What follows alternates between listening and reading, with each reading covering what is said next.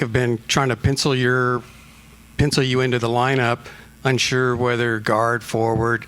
What do you primarily see yourself playing, after talking to Jayson? I think it's a versatile position, doing a lot of different things. I think, with the team, looking at the roster, we can play a really good brand of positionless basketball with a lot of guys that can do a lot of different things. So I think that would be one of, the biggest strengths, and I think just trying to play to that and just doing whatever I can to help the team win. Jayson, Eddie Sefko, Mavs.com. You've been and have been around a lot of young, talented players. How do you go about molding Cooper and bringing him along to become the star that everybody thinks he will be? Yeah, I think just from past experiences, being in this seat, being one, but just sitting here listening to him, is it incredible? I mean, we're talking about an 18-year-old who has all the right answers, and is talking about working out after this. But, when you talk about his gift, he's a basketball player, and he's a winner. And I thought he answered the question about position perfectly, because I don't look at the position. I want to put him at the point guard. I want to make him uncomfortable and see how he reacts, being able to run the show, being able to play the 2, play the 3. All right, guys, welcome back to the channel. Got another good video for you today. We're going to be talking about the top NBA draft picks, the new rookie class that's coming in, kind of a recap of the Summer League, how they fared, and also kind of what are some of the negatives that people are saying. I think with this class, of course, you got to start with the #1 pick. That's right, the Mavericks somehow got the #1 pick and took Cooper Flagg from Duke. He's the talk of the draft, the talk of the upcoming NBA rookie class. And I don't know, I think this video that we watched in the beginning should be a little bit scary for Mavs fans, because I personally think you don't want Cooper Flagg to be thinking that he has to win Rookie of the Year.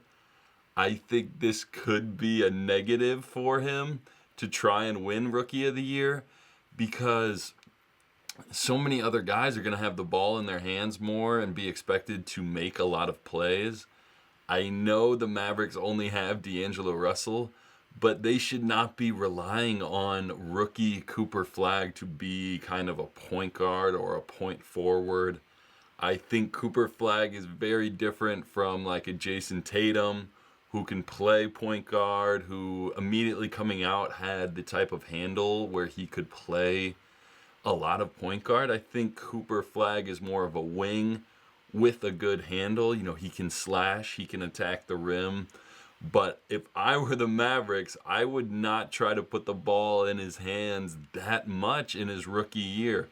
I know that sounds crazy. You just took him with the #1 pick, but to me, you keep him on the wing, you work on him as a wing defender, as an athlete. He's going to be so good in transition, like almost a better, more athletic Nick Batum is what I would be trying to develop right now. Why try to make him into Jayson Tatum? Why try to make him into a point forward? Why try to put all this responsibility on him to handle the ball?